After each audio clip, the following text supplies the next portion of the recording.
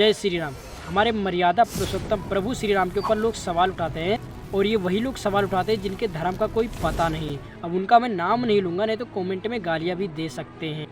अब मैं उनका नाम नहीं लूँगा, लेकिन आप इशारा से समझ जाइए कि वो जिसको मानते हैं उनके टाइम का पता ही नहीं है।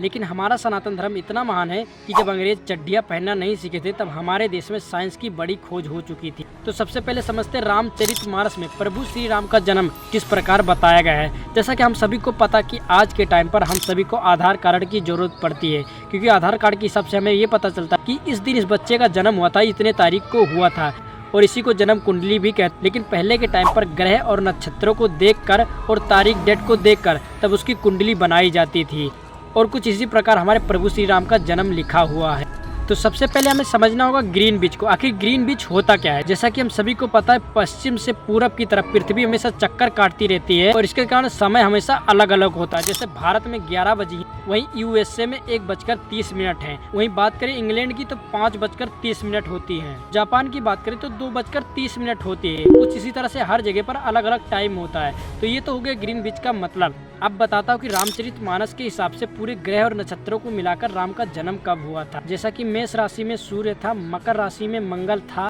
तुला राशि में शनि था, मीन राशि में शुक्र था।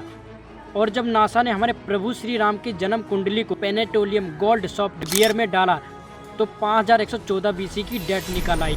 अब इतना एग्जैक्ट टाइम, उस टाइम की खोज पर, ये तो नासा के लिए भी हैरान करने वाली बात है। तो ऐसी कई सारी चीज़ें जो हमारे धर्म में एग्जैक्ट टाइम लिखा हुआ है, तो ऐसी कई सारी चीज़ें जो हमारे धर्म से निकलती हैं, तो नासा को और साइंस को हैरान कर देती है।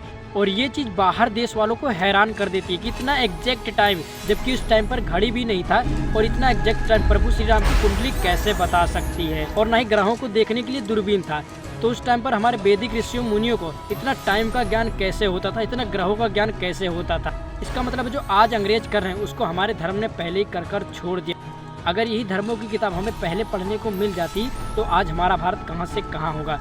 लेकिन पंडित जवाहरलाल नेहरू ने हमारे वेद को पढ़ने से रोक लगा रखा था, इसीलिए हमारा भारत इतना पीछे है। नहीं तो इस देश को अगर गीता और रामायण से चलाते तो सभी लोग संस्कारी होते, माँ बाप की इज्जत करते। तो आज कमेंट में हर हर महादेव लिखकर और जय श्री राम लिखकर चैनल को जरूर सब्सक्राइब कर लेना। मैं ऐसी वीडियो आपके लिए लाता रहूँगा। जय श्री राम।